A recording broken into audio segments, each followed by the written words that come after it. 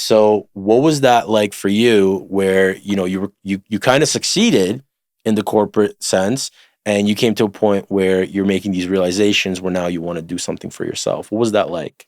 Yeah, I think for me, when I moved to Canada, it was mostly from a surviving place. Like I need to grow from a survival point. And that worked until it didn't. Yeah. And until I finally had everything I thought I wanted from the success checklist that life and society um, tells us that we need to follow in a way. And I had the job, I had good pay, benefits, a great team, but I felt inside that there was something missing, that just something wasn't adding up. And I kept checking boxes, and it's like, and we tell ourselves, oh, once I get this, then I'll feel happy and successful. Once I get this, once I get that, I just need to get this. And I was going through life like that. Oh, I have the job. Okay, now I need a promotion. Okay, now I need a raise. Okay, now I need to get married and lose weight and do this and do that, until I had it all. And I still felt like there was something off. And that's when I finally paused to ask myself, what do I want? What does success look like to me? How do I know when I'm successful? Because technically I am, but I don't feel successful. I feel like there's still something that's missing.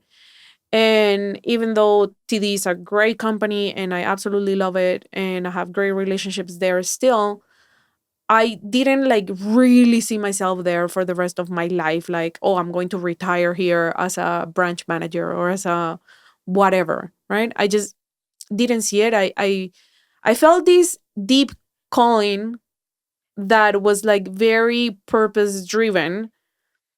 And at the time, who knows what's going to happen in the future, but at the time, it just didn't feel like the bank was that place. And for me to stay was to ignore completely that calling and that voice and my purpose, which I did for some time until I just started to dim my own light. And it started to feel like I was just going through the motions, same routine, same stuff every day. Sure, I was doing a good job, um, but it just didn't move me. Yeah. So what would you say was the hardest part about actually making that step and quitting that perfect life?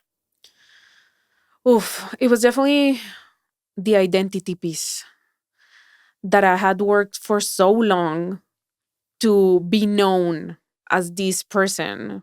And I define myself as my job. And, a lot of people do. And I was the one who worked at TD and I was the executive assistant or the manager of customer service. I had a stable job.